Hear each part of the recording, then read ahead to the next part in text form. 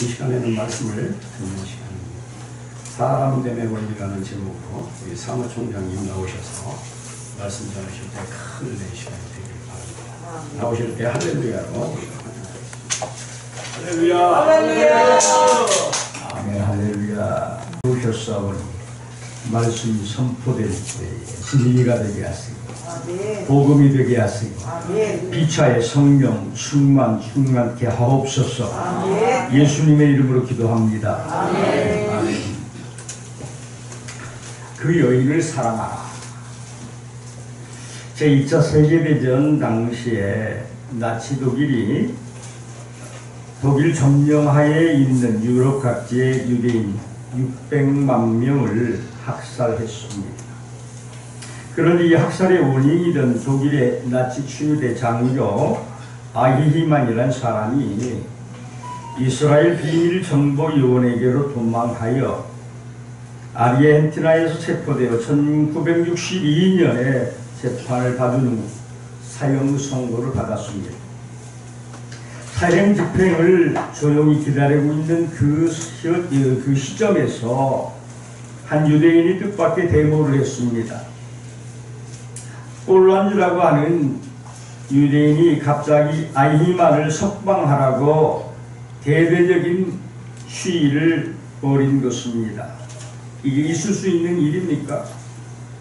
첫째, 원흉 아히만을 죽인다고 해서 죽은 600만 명 유대인이 부살하는 것도 아니고, 그러니 이 아히만을 석방하십시오. 둘째로, 사형시키지 않고 내버려 두어도 인생은 다 죽듯이 그 사람도 곧 죽을 사람인데 구태여 미리 죽일 필요가 있습니까?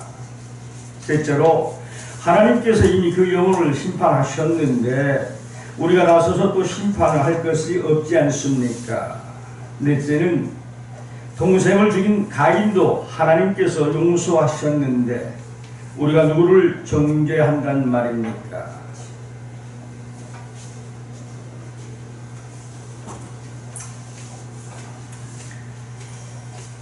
다섯째는, 사랑이 싸늘하게 식어가는 이 시대에 이제부터라도 참사랑으로 심어가야 하지 않겠습니까? 언제까지 보복에서 보복으로 원수가 없는 것으로 정철되어야 합니까? 이제부터라도 누군가라도, 아니 원수라도 용서하고 다시 참사랑으로 살아가야 미래가 있고 또 장래가 있는 것입니다. 그러니 아히만을 석방하십시오. 이러한 이유였습니다. 선지자 호세아는 하나님의 중매로 율라가를 넘나드는 고멜을 사랑의 대상으로 삼고 결혼했습니다. 그런데 고멜이 3남매를 낳고도 딴 남자에게 눈이 팔려 가출을 했습니다. 이 남자 저 남자 이 술집 저 술집으로 끌려다니더니 갈 데가 없게 되자 그만 노예로 팔려갔습니다. 더러운 여자, 아내라고 할 수 없는 이 여자를 하나님께서는 그 여자 고멜을 사랑하라고 하십니다. 그래서 호세아는 은 15개와 보리 한 호멜 반을 주고 데려왔습니다. 그리고 나도 당신만 사랑할 테니 당신도 나만 사랑해달라고 합니다. 원수도 용서하고 사랑하여 원수보다 사랑하기 힘든 더러운 자, 더럽힌 자도 사랑해야 합니다. 아무리 거들떠보지 않고 사랑하지 않는 자를 사랑해야 합니다. 이것이 참사랑입니다. 그리스도인은 참사랑을 할 때 아무런 두려움이 없습니다. 참사랑을 믿을 때 어떤 환경에서도 평안합니다. 참사랑을 실천할 때 기쁨과 행복이 또 담력이 넘치고 밝은 미래가 보이지 않습니까? 날로 싸늘해져가는 세상에 참사랑의 실천자가 되시길 바랍니다. 호세아서 3장 1절로 5절입니다. 여호와께서 내가 이르시되 이스라엘 자손이 다른 신을 섬기고 건포도 과자를 즐길지라도 여호와가 그들을 사랑하시나니 너는 또 가서 타인의 사랑을 받아 음녀가 된 그 여자를 사랑하라 하시기로 내가 은 15개와 보리 한 호멜 반을 나를 위하여 그를 사고 그에게 이르기를 너는 많은 날 동안 나와 함께 지내고 음행하지 말며 다른 남자를 따르지 말라. 나도 네게 그려하리라 하였노라.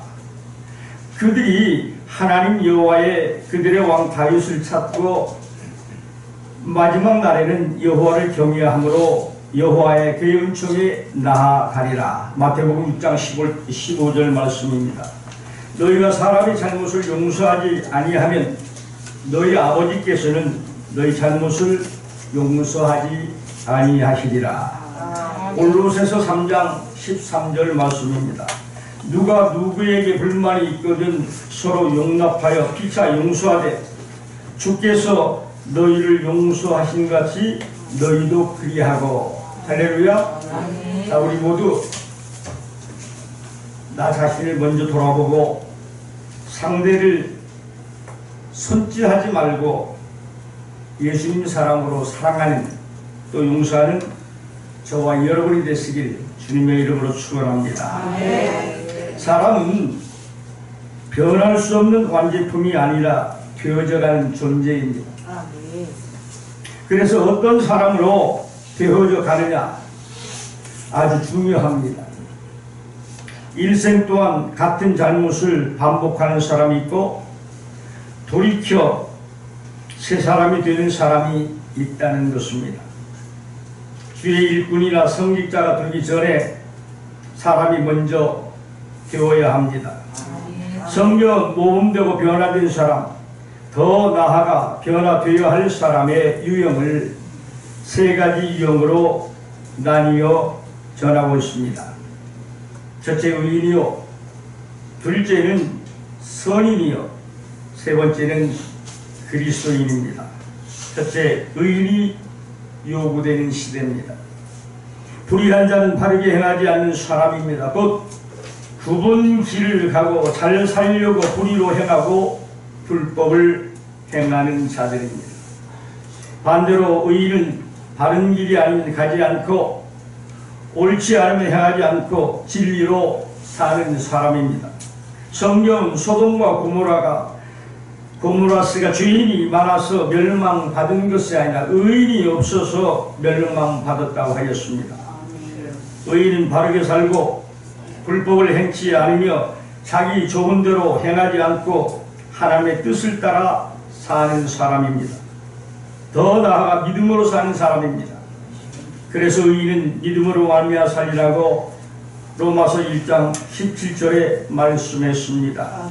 구약에서도 노아는 의인이었습니다. 창세기 6장 11절에서 9장 19절 사이에 나오는 대홍수 이야기는 흠없는 신앙심 때문에 하나님에게 선택되어 사악한 동시대인들이 모두 홍수로 멸망당한 이후에 인류를 영속시킨 조상으로 묘사됩니다. 창세기 6장 8절에 보면 노아는 여호와께 은혜를 입었다고 말씀했습니다. 바로 의인 노아가 여호와의 마음에 들었다는 것이지요. 창세기 6장 9절에 보면 노아는 의인이요 당대의 완전한 자라. 그는 하나님과 동행했다고 기록되어 있습니다. 세상의 타락한 모습을 보고 이 땅을 멸하기로 결심한 하나님은 그에게 임박한 재앙을 알려주고 그와 그 가족을 재앙으로부터 구원할 것을 약속했습니다. 노아는 믿음으로 배를 만들어 여호와의 약속대로 그와 가족이 구원받았습니다. 우수 땅에 욥이라 이름하는 사람이 있었는데 그 사람은 순전하고 정직하여 하나님을 경외하고 악에서 떠난 자라고 욥기서 1장 1절에 기록이 되어 있습니다. 욥은 유복하고 영향력 있는 사람이었습니다. 그의 소생은 아들이 7이고 딸이 셋이 있고 소유물은 양이 7천이요 약대가 3천이고 소가 500결이 암낙이 500 정도 많았습니다. 욥은 동방 사람 중에서 가장 큰 자여 하나님께서 인정하는 의인이었습니다. 이같이 하나님을 잘 섬기고 의롭게 순전하게 살려고 하는 욥에게 시련이 닥쳐옵니다. 물론 이 시련은 하나님께서 허락하신 연단이었습니다. 그런데 욥을 연단시켜 믿음을 완성시키기 위해 하나님께서 취하신 수단은 무엇이었는가? 하나님께서는 뜻밖에도 사탄을 하나의 도구로 쓰신 것입니다. 사탄은 말할 것도 없이 하나님의 대적입니다.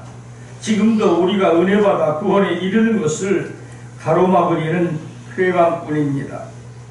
우리로 하여금 생각해서는 안 되는 것을 생각하게 하고 말해서 안 되는 것을 말하게 하고 행동에서는 안 되는 것을 행동하게 하는 배후 조종자입니다. 인간의 자율적인 능력은 보잘것이 없이 이 마귀의 조종에 놀아나기 쉽습니다. 그런데도 하나님은 이 사탄을 필요에 따라 이용하여 은혜의 수단이 된다면 그 밖의 것에 대해서는 말할 필요가 없을 것입니다. 모든 것이 다 은혜요 감사의 제목이 될 수 있다는 것입니다. 믿음의 눈이 열려야 그것이 보입니다. 그런데 욥은 결코 불신자가 아니었습니다. 하나님의 사랑을 받는 자였습니다. 그는 완전하고 진실하며 하나님을 두려워하고 악한 일을 거들떠보지도 않는 사람이었습니다. 따라서 욥이라는 인물을 통해 하나님의 자녀가 연단을 받아 마음이 더욱 정결해지고 믿음이 깊어지는 과정을 우리에게 보여줍니다. 욥에게 찾아온 연단은 어떤 것이 있나? 그것은 박탈이었습니다. 하나님은 사탄에게 말씀하셨습니다. 내가 그의 소유물을 다 내 손에 붙이노라. 욥은 다음과 같은 7가지 소유물을 빼앗기고 알몸신세가 되었습니다. 첫째는 재산입니다. 먼저 1,000마리 소와 500마리 암나귀를 빼앗기고 이어서 7,000마리의 양을 빼앗기고 마지막으로 값진 3,000마리의 낙타를 빼앗겨 그는 무일푼이 되었습니다. 그런데 일반적으로 하나님의 은혜를 받는데 가장 방해되는 것은 소유물에 대한 집착인 것입니다. 우리의 소유물 중에서 이것만은 놓치지 않겠다고 움켜잡고 있는 것은 무엇입니까? 그것 때문에 온전히 헌신된 신앙생활을 하는데 방해를 받고 있지 않은가? 우리의 소유물은 우주를 주신 하나님께로부터 비롯된 것이므로 언제나 하나님의 제단에 바칠 각오가 되어 있어야 합니다. 둘째는 자녀입니다. 욥이 재물다함으로 빼앗긴 것은 10명의 자녀들이었습니다. 요즘은 자녀들이 우상처럼 되어져가는 시대에 살고 있습니다. 부세군 창시자 부수대장은 자식들을 불러놓고 여호와 하나님, 만일 이 아이들이 하나님을 위해 살지 않다면 어서 불러와 주소서 하고 기도를 했다고 합니다.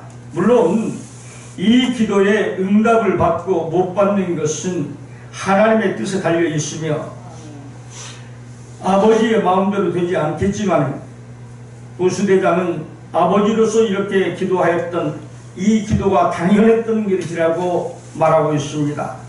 우리는 자녀를 위해 어떤 기도를 드리고 있나요? 자녀가 부모의 소유물은 아닙니다. 자녀는 하나님께서 내 몸을 통해 이 땅에 보내시고 잠시 우리에게 맡겨놓으신 선물임을 깨달아야 합니다. 소중히 최선을 다해 아름답게 키워야, 그리고 그 생명의 주인은 창조주이심을 알아야 합니다. 셋째는 건강입니다. 욥은 타고난 육체의 건강도 빼앗겼습니다. 욥의 발바닥에서 정수리까지 전신을 뒤엎은 악창은 소위 바그다드 부스럼이라고 하는 피부병입니다. 동양 종리라고도 불려지기도 하지요. 이 피부병은 중동 지방에서 발병률이 높습니다.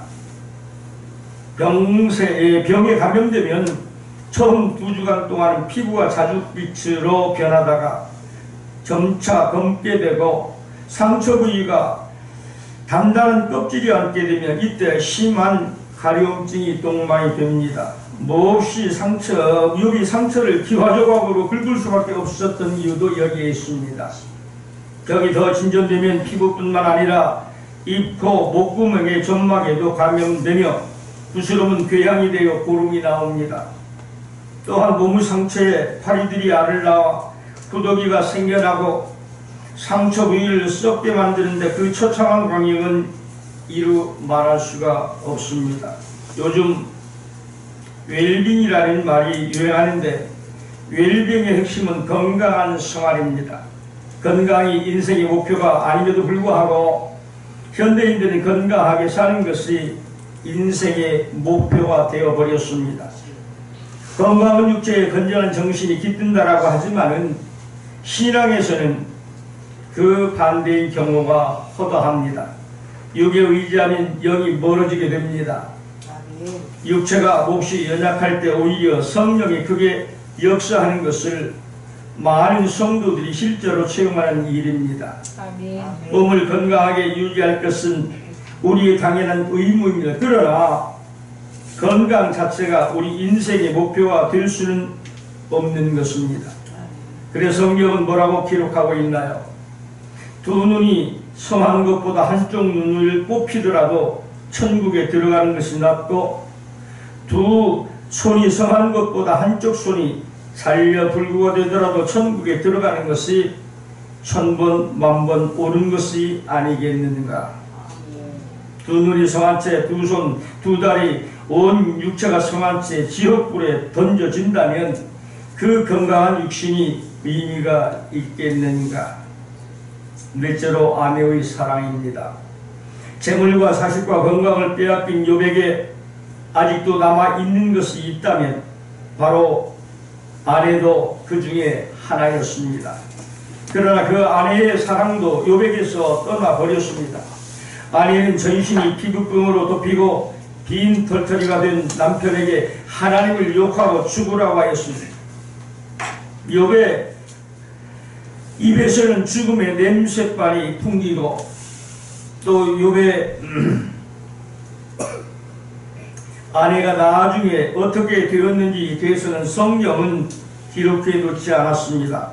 아내가 욥을 버리고 도망을 했는지 아니면 계속 남아서 욥과 같이 생활했는지 불분명합니다. 사실 부부는 남남입니다.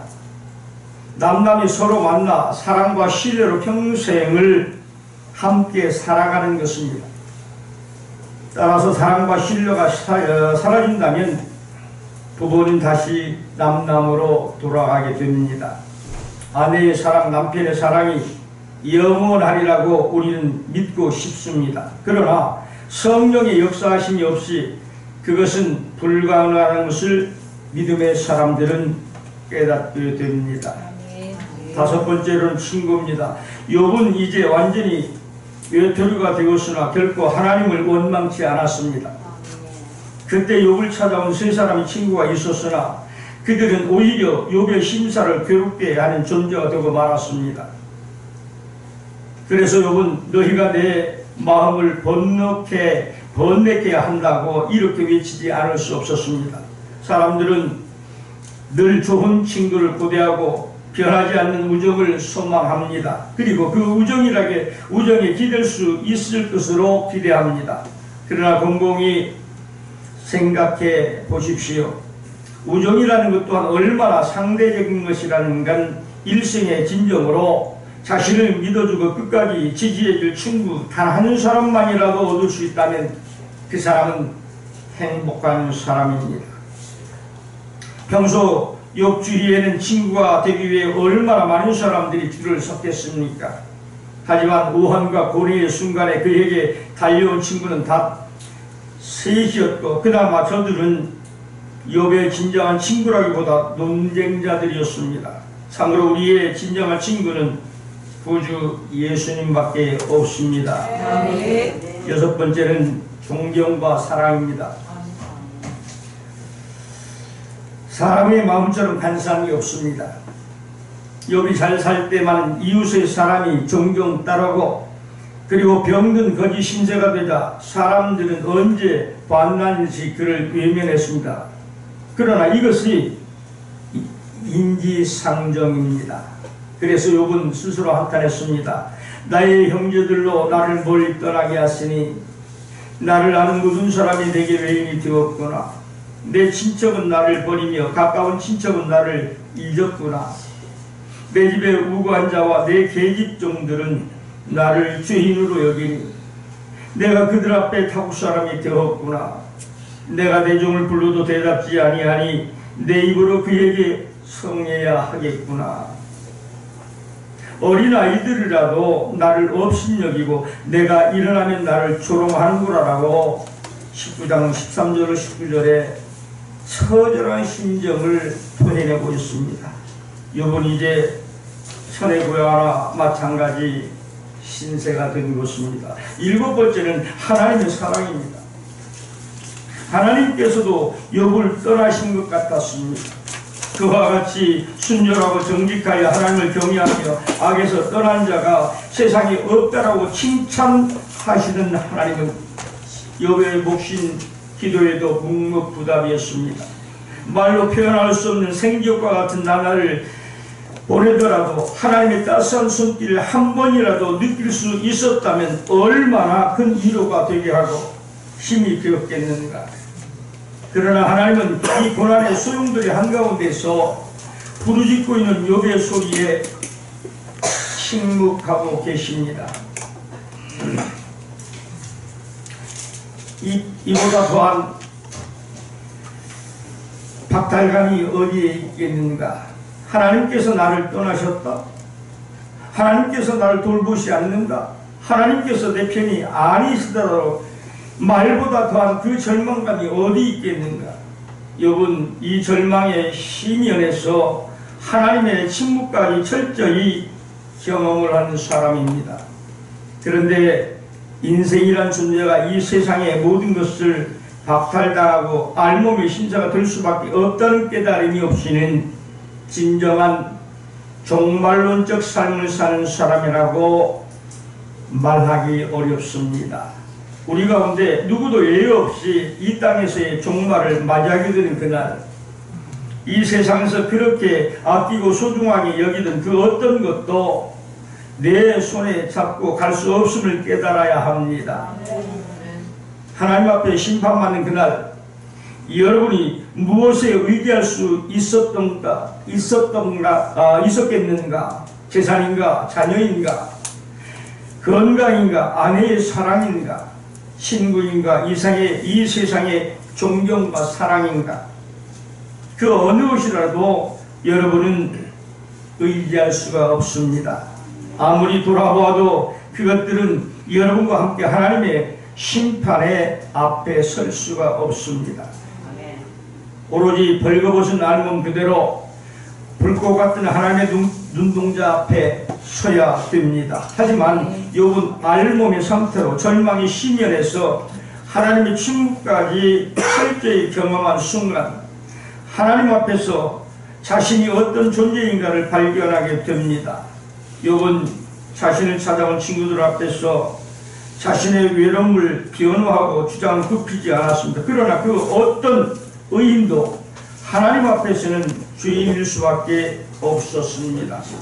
모든 사람이 죄를 범하였음에 하나님의 영광에 이르지 못하더니 로마서 3장 28절에 말씀했습니다. 결국 하나님께서 임재하셔서 폭풍 가운데 말씀하시더라고 욥기서 42장 5절로 6절에 말씀합니다. 내가 주께 대하여 귀로 듣기만 하였었더니 이제는 눈으로 주를 배웠나이다. 그러므로 내가 스스로 하나고 특길과 제 가운데 남아 회개하나이다. 인간은 하나님께 접했을 때 비로소 마음의 문이 활짝 열리게 마련입니다. 욥은 진정으로 하나님을 만나는 순간 자신의 그 모든 의로움도 선행도 순전함도 모든 재물과 소유물도 한 줌의 먼지에 불과함을 깨닫게 됩니다. 여러분 자신이 완전히 깨어져 무가 되었을 때, 아무것도 없는 상태가 되었을 때 자신과 함께 하시는 하나님을 발견하려고 심지어 자신의 적대자들을 위해서도 기도할 수가 있게 된 것입니다. 욥기서 1장 21절입니다. 가로되 내가 모태에서 적신이 나와 싸운즉 또한 적신이 그리로 돌아가올지라도 주신다도 여호와시요 취하신 자도 여호와시오니 여호와의 이름이 찬송을 받으실지니다 라고 이렇게 고백했습니다. 이외에 다니엘, 엘리야가 다 의인이었습니다. 그들을 통하여 하나님은 하나님의 뜻을 행하셨습니다. 신약에서도 세례 요한은 의인이었습니다. 그리스도도 의인이셨습니다. 사람 됨의 원리를 첫째는 불의한 자에게서 의인이 되는 것입니다. 우리는 양극화 시대에 살고 있습니다. 불의한 자는 더욱 불의하고 의로운 자는 더욱 의롭고 더러운 자는 더욱 더럽고 거룩한 자는 더욱 거룩하게 되어져가는 양극화 시대를 맞이했습니다. 요한계시록 22장 11절에 보면 불의를 하는 자는 그대로 불의를 하고 더러운 자는 그대로 더럽고 의로운 자는 그대로 의를 행하고 거룩한 자는 그대로 거룩되게 하라. 아모스의 외침같이 정의가 강같이 하수같이 흐르게 하는 의인을 만드는 것이 참된 교육이요 교회의 사명임을 알아야 합니다. 터가 무너지면 의인은 어떻게 될 것인가? 시편 기자의 거룩한 고민이 우리의 고민이 되어야 할 것입니다. 악인의 길은 결국 망하는 것입니다. 시편 1장 6절 말씀입니다. 대저 의인의 길은 여호와께서 인정하시나 악인의 길은 망하리로다. 불의의 삭슬 위에 일하는 사람이 아니라 열매를 맺는 의인이 먼저 되어져야 합니다. 둘째로 선인이 되어야 합니다. 성선설이나 성악설이나 하는 문제는 인간의 본질적 품성을 말할 때에 오랫동안 논쟁이 되어 왔습니다.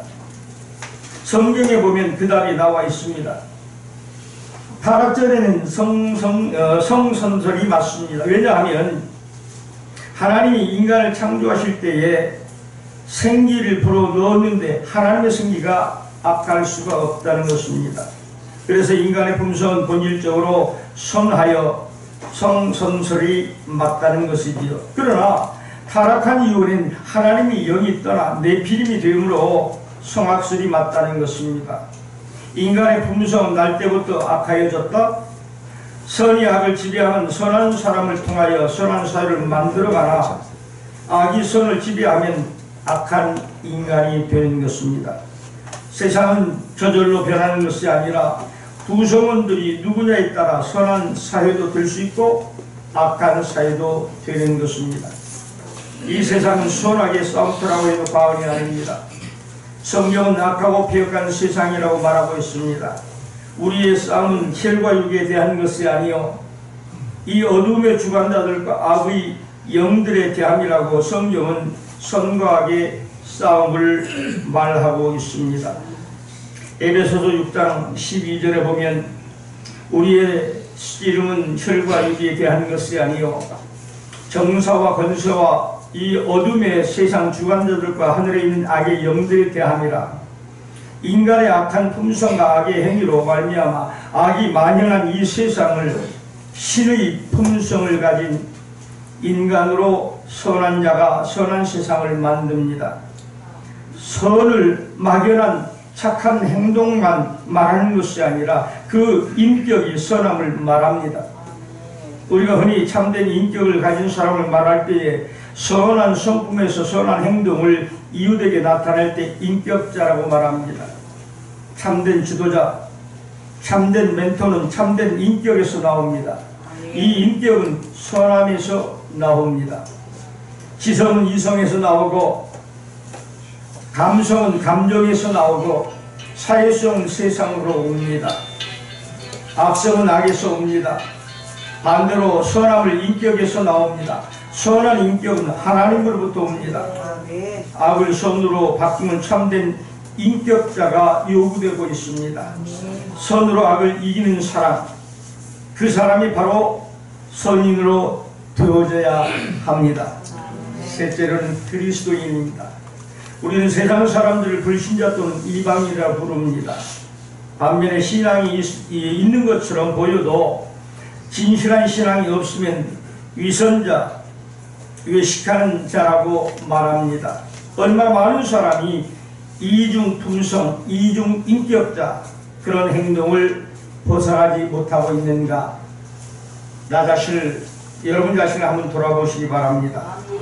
그리스도도 외식하는 자, 위선자, 거짓 행하는 자 엄하게 책망하셨습니다.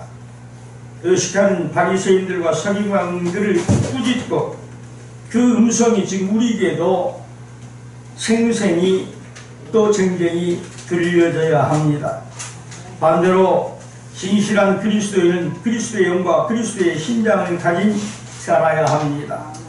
그리스도의 영과 신장을 가지지 않으면 그리스도인이 아닙니다. 로마서 8장 9절, 빌립보서 2장 5절에 보면 만일 너희 속에 하나님이 영이 거하시면 너희가 육신에 있지 아니하고 영에 있나니 누구든지 그리스도의 영이 없으면 그리스도의 사람이 아니라. 또 빌립보서 2장 5절에 말씀합니다. 너희에게 이 마음을 품으라 곧 그리스도 예수의 마음이니. 그리스도의 영은 인간을 사랑하며 섬기고 희생하게 하는 행동하는 동력이 됩니다. 그리고 그 동력이 우리 앞에서 역사할 때에 새 사람이 되고 변질된 세상을 새롭게 변화시키는 새 창조의 사역자가 될 것입니다. 사람과 세상은 많은 본질에서 벗어나 변질되었습니다. 이 변질된 사람을 본질로 돌아가 옳게 할 사람은 형식적 종교인이 아니고 변화하고 개혁된 그리스도인입니다.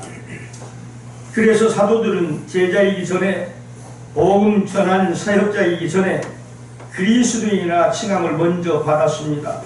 사도행전 11장 26절에 보면 바나바가 사울을 찾으러 다소에 가서 만남에 안디옥에 데리고 와서 둘이 교회에 1년간 모여 있어 큰 무리를 가르쳤고 제자들이 안디옥에서 비로소 그리스도인이라 일컬음을 받게 되었느니라. 목회자 되기 전, 성직자가 되기 전에 먼저 그리스도의 신장을 가진 그리스도인이 되어 어두워져 가는 세상을 빛으로 비추는 빛의 사자가 되어야 할 것입니다. 개혁된 사람이 세상을 개혁시키고 변화된 사람이 세상을 변화시키고 진실한 그리스도인이어야 참된 목회자가 될 것입니다. 본문에 어떠한 사람이 되어야 마땅하뇨? 오늘 본문이지요. 베드로서 3장 11절입니다. 바로 욥은 외식적 목회자가 아니고 그 지도자가 되기 전에 의인이요 선인이요 그리스도인의 신장을 가진 그리스도인이 되어야 함을 강력히 요구하고 있는 것입니다. 기도합니다. 하나님, 오늘 말씀이 분명 저 자신에게 이렇게 말씀하고 또 말씀합니다. 먼저 하나님 앞에 섰을 때에 참된 믿음의 의인이 되고 선한 자가 되고 그리고 그리스도인이 되라고 말씀하고 있습니다. 오직 믿음으로 거듭나서 순전하며 또한 정결하고 그리고 거룩한 자가 되어서 경건한 자 되고 그리고 말씀의 사랑을 실천하는 자가 되어서 오직 예수 생명 전하며 이 땅에 복음의 날개를 달고 하나님 나라를 확장할 수 있는 종들이 되기 위해서 오늘도 온유한 마음으로 머리를 숙였사오니 아버지 저들에게 하나님의 은혜와 사랑과 은총으로 복을 내려주시고 순종의 길로 인도해 주옵소서. 예수님의 이름으로 기도합니다. 아멘.